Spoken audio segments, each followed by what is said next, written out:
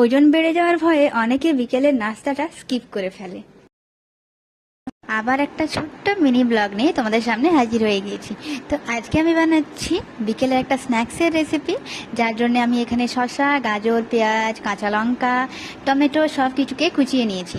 এরপর গ্রিন মুগ ডাল আর কালা চানা, যেটা তোমার বুট, সেটাকে আমি ভিজিয়ে রেখেছিলাম আগের দিন।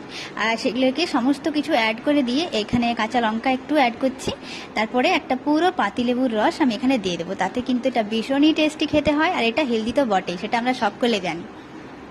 আমার হাজব্যান্ড যেহেতু প্লান্টে জব করে, তাই বিকেলে আসার সময় ওর একটু হেলদি স্ন্যাক্সের দরকার হয়। ও চা এতটা পছন্দ করে না, তাই আমি তাড়াতাড়ির মধ্যে যেটা হয়ে যায় সেরকম কিছু একটা স্ন্যাক্স বানাবার চেষ্টা করি, যেটা অবশ্যই হেলদি হওয়া দরকার। তাই আজকে আমি এই রেসিপিটা বানিয়েছি। যদি ভালো লেগে থাকে ছোট্ট করে একটু লাইক করে দিও, আর অবশ্যই করে আমার চ্যানেলটি সাবস্ক্রাইব করো। Tata, by.